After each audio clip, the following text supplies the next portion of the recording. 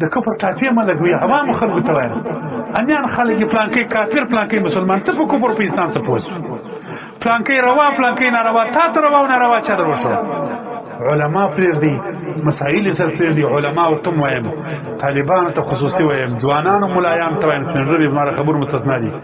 مطالعه وکړي کتابونه وګورئ نن لوی افت دا شی جوړ دی چې زموږ ملایان د کتابو څخه لرې ملایان پر ټلیفونانو پر انټرنیټانو باندې یا په نظام کې پر حکومتي وظیفو باندې یا د بازار په دکانو کې ناستې په ګپو په بنډارو اخته یي کتابونه یې در شا پرې ایښي دي نو چې یو مسله ورته پېښه شي دی اریان تللی دی چې اوس څه ووایم نو بس اسانه خبره دا ده چې وایي چې دا ناروا دي بله نور نه پوهېږي حرام و ناروا و نور په دې چا نه پوهېږي ملایان کتابونه نه ګوري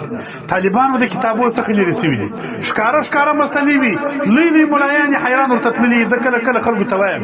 هم ډېر امامان د مسجدانو مو داسې شوي دي چې مقتدی د مسلې پوښتنه ځینې وکړي دی زه به کتاب وګورم کتاب نه ګوري چې ولاړ شي هلته خپل کور ته ټلیفون یو بل ملا ته وکړي وایي دغه مسله څنګه ده هغه یې وروښي بیا راشي مقتدیانو ته وایي دا رقم خپله کتاب وګوره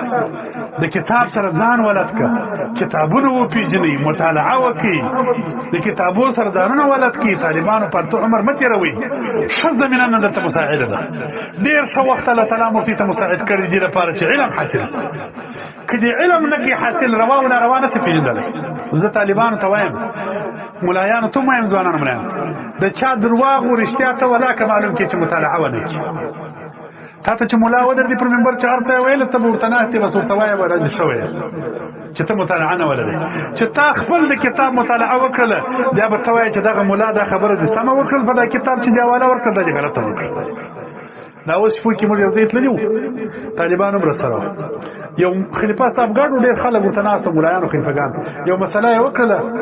زه به هغه مسله نه یادوم خیر شناخته سړی چې موږ راولاړ شو طالبان ته مال ډېر خلک ناست وو دغه مې نه وکړې دغه مسله کې خطا او دا غلط خبره وکړه دی ولوجې ته څه دی وایي